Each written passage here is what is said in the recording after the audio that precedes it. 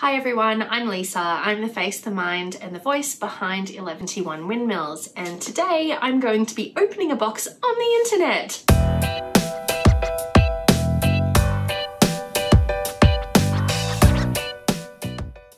So I have a brand new Ashford eSpinner 3. I'm going to be unboxing it and having a look at what's inside and taking it out for a test spin. So I hope you really enjoy people opening boxes on the internet because, you know, hopefully I'll make it fun for you. So if you haven't seen any of my videos before, great big happy welcome to you. And if you're a returning viewer, thanks so much for coming back. Hello to my lovely subscribers, and I hope you're having a really great day. What I normally do is knitting content, so this is a little bit different from my usual YouTube content. So if you're looking for more knitting stuff, head on over to my YouTube channel.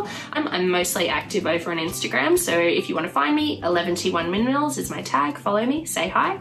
And YouTube is just the space where I do longer format discussions, podcasts, shoots, like I said. Without any further ado, let's get stuck into this box and see what's inside. Well, actually I know what's inside, but I want to see it in detail.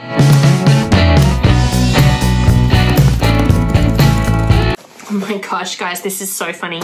I changed up all my camera angles and everything so I could film the opening, the grand opening of the box. And do you know what I found inside? Another box. So now I'm opening two boxes on the internet.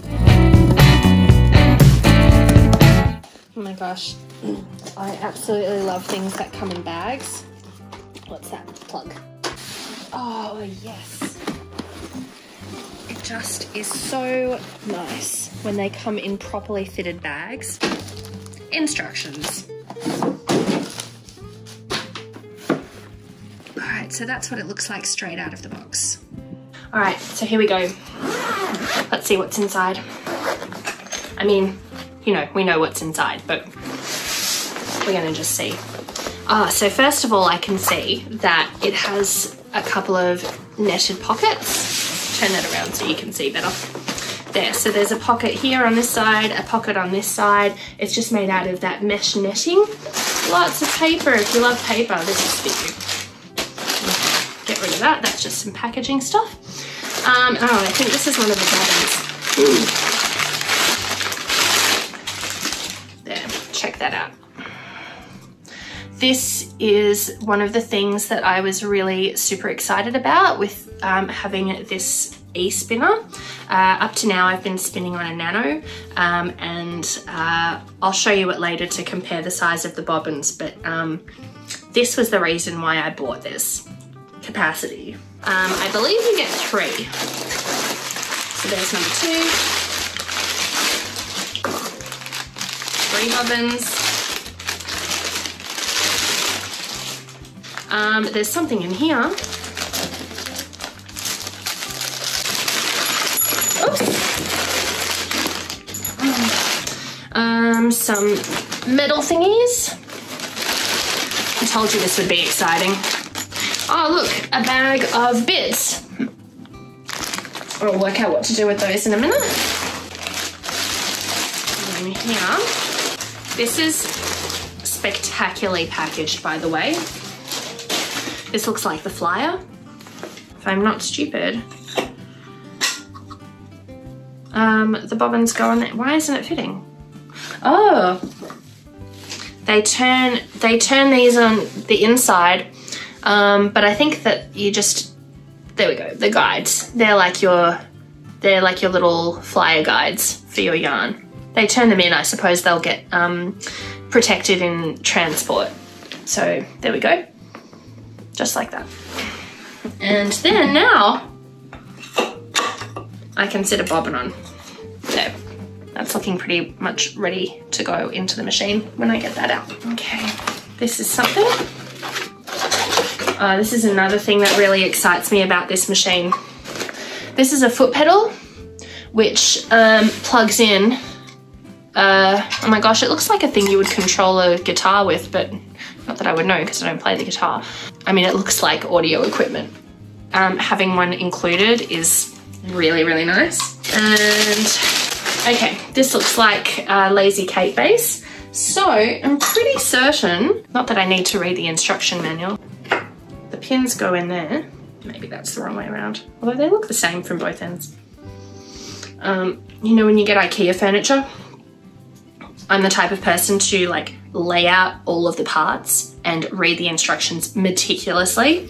But with everything else, I'm just like, yeah, whatever. Let's just put it together and see what happens. I'm sure the bits that are in here are part of the Lazy Kate. I think this is like a little thread guide that goes on into these holes. Yeah, instructions are for losers. Now what is this? That looks like it would fit there. And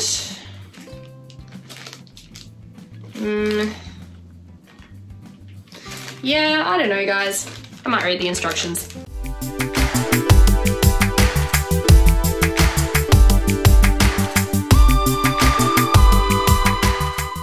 Okay, but that's partly a Lazy Kate.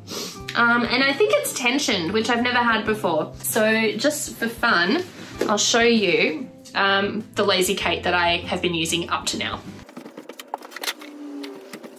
Okay, so this is my current Lazy Kate. Lisa, that's not a Lazy Kate, those are shoes. So the way that I did it was that I poked holes in the side and I put chopsticks through the middle of my bobbins, and then that would act as a Lazy Kate. It would just hold the bobbins in place while I pulled them to do my plying. So, but while I've got these here, that is the size capacity difference. It's staggering. Like you can fit this one inside of here practically. So that was the big reason actually why I said I bought it. And then, yay, fibers. Just in case you're a spinner and you don't have any fibers, Ashford just sends you some sample fibers. Although this is nice, 100% pure New Zealand wool, grown on sheep farms in the South Island of New Zealand, where the sheep graze on large grassy paddocks and are free from mulesing, which is very nice. Blue and white, so that'll be fun to play with. And it looks like everything would fit really, really nicely inside the bag. It's sturdy and it's padded and the lid zips on, and then, oh, you might stow it sideways. I don't know. Anyway, but then you could carry it around and take it with you. And I've seen people get battery packs for them, so like they could probably take them camping and everything. Okay, let's look on one side. There are some switches here. We've got spin and ply, so you can flick it and change it from S plying to spin Z, and I absolutely love that it tells you spin on a Z twist and you ply on an S twist. That's very handy because I sometimes forget which direction I'm supposed to be doing what in. And now of course if you want to do it the other way, like if you prefer to spin at an S twist and ply on a Z twist, then you just remember that you're doing it backwards. But you know, if you're a beginner, then you could absolutely do it this way. Slow, fast, a speed adjuster, and then like just literally an on off button. Not lit up because I haven't plugged it in yet. And on the back of the machine, I'm sure this is the thing that houses the motor. It looks like a pretty decent sized motor. And what have we got here? There's, I should read it first before, foot switch. Okay, that's the foot switch. So that's where we plug in our pedal and that's where we plug in the power.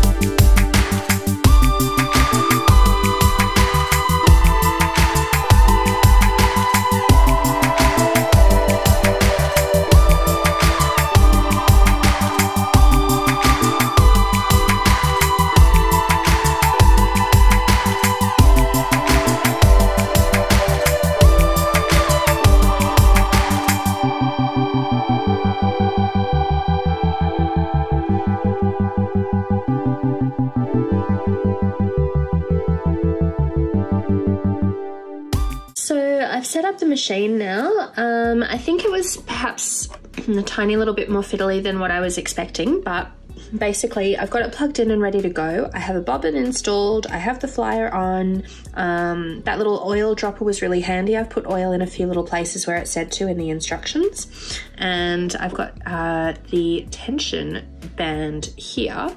The knob, it's just ever so slightly on tension. Orifice hook is installed in its cute little hidey hole. That's really handy. And I think I'm ready to turn this on and see that it's working. So I'll flick the on switch. There we go. And then, oh, the foot pedal. Here we go. Turn some speed on. It's alive!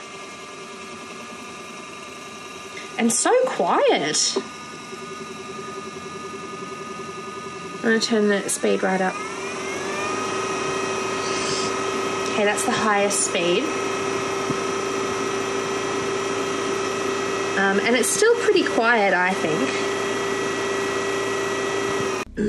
Okay, I'm gonna put on a leader and do some spinning. All right, so I will attach my leader, and I'm pretty sure I just go through these guides here. This guide, orifice hook. There we go. I can see if that foot pedal's gonna do something. Oh, yes. Okay, and I will get some fiber to spin. This is from just a roll lag that I blended, and I will see if I can get this going. Okay, I think the take-up needs to be increased.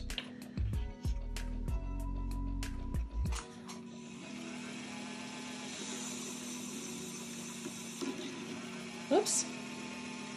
Okay, obviously I did that too much.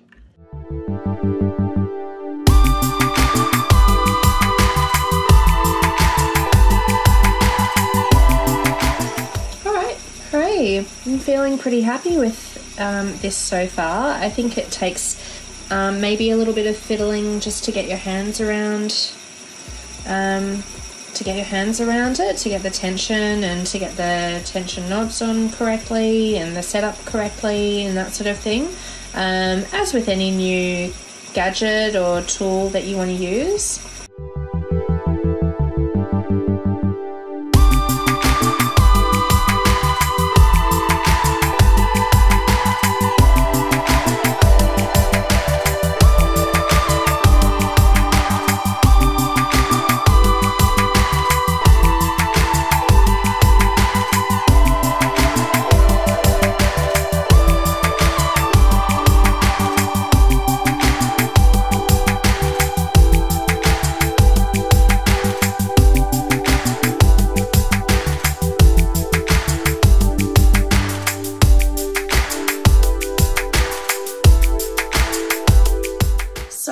Guys, I think I'm going to have enormous fun playing with my Ashford eSpinner 3. As you can see, I started this morning with a full cup of hot coffee, and now it's sort of late in the afternoon and I've got half a cup of very, very cold coffee left for me. But that's okay because I've been playing with the spinning, I've been playing with my camera angles and having lots of fun with that. So a couple of things I wanted to mention about it, really great features that I enjoy and were parts of the reasons why I picked this particular eSpinner. First of all, it's not super heavy, but I wouldn't call it lightweight. Like I said before, I came from the electric eel wheel Nano, which is tiny in comparison. So if you look at the size of them on the side, and if you put that in front of the other one, this is less than a quarter of the size, just in terms of footprint and volumetric, and also it's made out of plastic, which, you know, there's nothing wrong with that. It makes it extremely lightweight. What I did is I attached this piece of yarn to it to wrap around my table so that it wouldn't come flying off towards me every time I wanted to spin. So the fact that the Ashford just stays there on the table and it doesn't move is really, really great. I really love that feature as a change. Like I said before, the capacity of the bobbins was my biggest hang up with the Nano. And for getting started, like in terms of singles, this one's not even properly full. But if I hold this up for you, you can see that, I mean, it is fairly densely packed and you can fit quite a lot on it. What I was finding is that I would fill up a bobbin with singles, then I would fill up another bobbin with singles, and I would want to ply them together. And to ply them would take another at least 3 bobbins, and I would have knots all along my bobbins once I was plying. So maybe my technique is not that great because I'm really classing myself as a beginner spinner. I'm still learning. But I didn't like the fact that I didn't have enough capacity to do a whole skein of yarn basically without having to break it up, I guess is what I'm trying to say. But these were the first skeins that I was able to do on the electric eel wheel, and really, really happy with those. The consistency is beautiful, the weight of the yarn is fine, like I was hoping for a DK or less, which I achieved, I think. The blue one at the top is even a 3-ply. I had to go at a 3-ply, and so that worked out really, really well, and I'm really, really pleased with that. And the pink one, I mean, oh my god, like how pretty is that? It's just perfect. Anyway, I'm hooked, I love it. But the capacity of the bobbins was the thing that was holding me back with this. The reason why I chose the Ashford was mostly just accessibility in Australia. I think Ashford is like the one big brand of eSpinner that you can get. It's still fairly compact. I think the Jumbo is even larger footprint than this and heavier, and I just wasn't sure how much art yarn I would be making. So I went for the smaller model. And I think that coming from a brand which is close by to home, there are lots of sellers who sell Ashford. So I felt like in terms of support, if I had a problem and I could actually find a real person to talk to that would be able to help me, and there would be more of a community with the Ashfords here than say a brand of spinner that wasn't readily available and not many people had. I'm expecting a bit of a learning curve with the Ashford. I think that it'll take me some time to get my hands around the machine. And once I do, my plan is to learn to spin very, very fine yarns very consistently. And I also want to try to spin at all the different weights or gauges of yarn consistently. I also want to have a go at spinning some thinner art yarns that can be managed on the Ashford. So yeah, it's a really exciting adventure coming up. Anyway, that's it from me today. So thank you so much for joining me on this little unboxing adventure and start of my spinning on the Ashford eSpinner 3. If you have any questions, please do pop them in the comments and I'll be able to answer them, or I might even use those as things that I can address in later videos if that interests you. I'd love it if you hit like, and if you want to see more knitting, spinning and other fibercraft content, be sure to subscribe to my channel, and I'll see you guys next time.